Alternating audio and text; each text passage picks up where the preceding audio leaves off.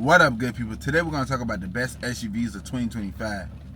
Artofspeedd. So, the first run-up is the Kia Sportage, coming in at $28,000, and guess what? It goes up from there because you got all kinds of trim levels on that thing, and that thing look nice. Man, the Sportage, I ain't gonna say in line, the Sportage don't really catch my eye that much, but it's nice. But guess how many units the Sportage sold? 183,000 units. Man, so it got a lot of Sportages on the road. I'm not gonna say in lie.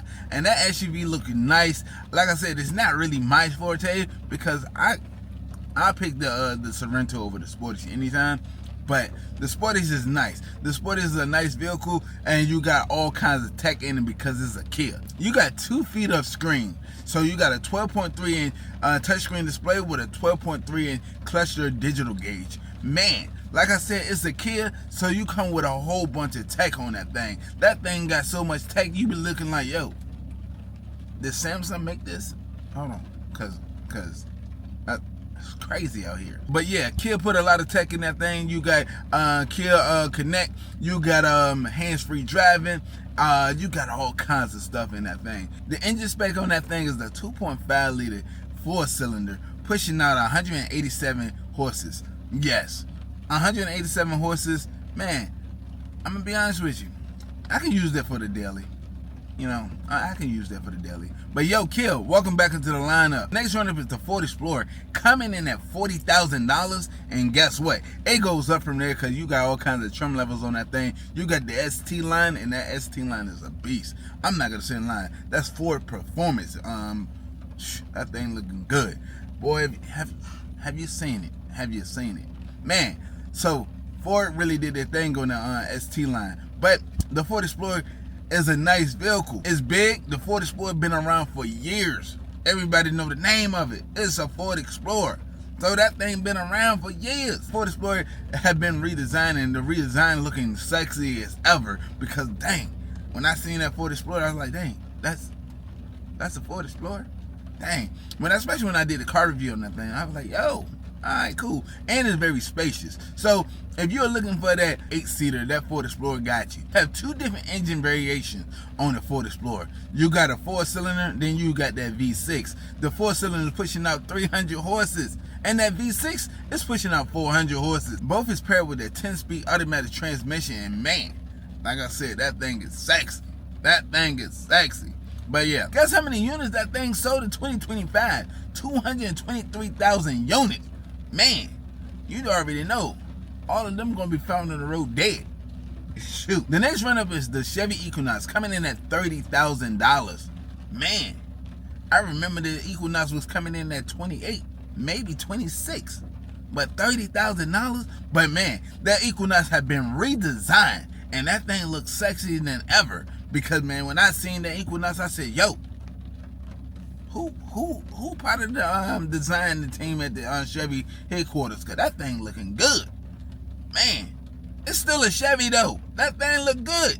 But man, when you get inside of it, it got so much tech in it. I was like, yo, I thought I was sitting in a Hyundai when I got inside of it. I'm like, yo, is this a Hyundai? Then I seen the Chevy badge. I said, oh. The infotainment center come with an 11.4 inch touchscreen display, and you also have a digital gauge in that Chevy Equinox. Man, the Equinox looking good. I'm not gonna sit in front.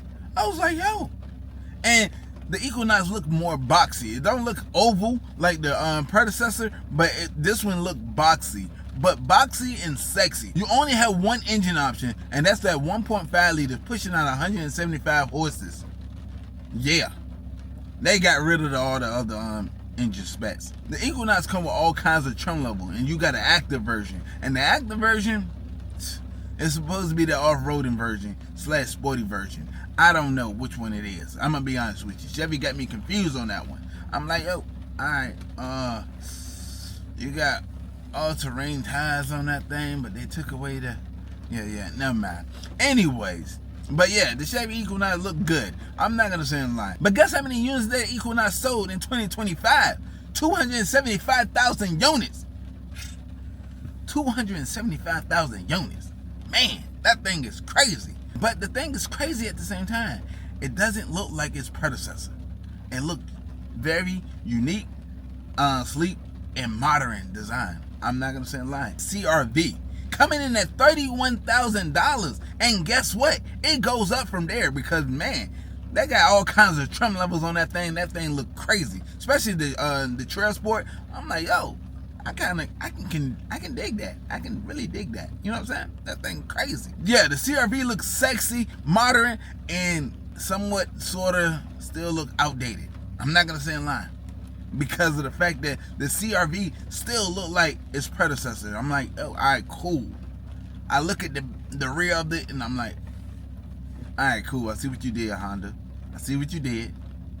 And it looks the same. You just took away some things and added some things, or made it look bolder. That's about it. But the front grille, big grill in that thing, and call it a day. Honda CRV looking sexy because the front end on that thing look crazy. I'm like, all right, cool.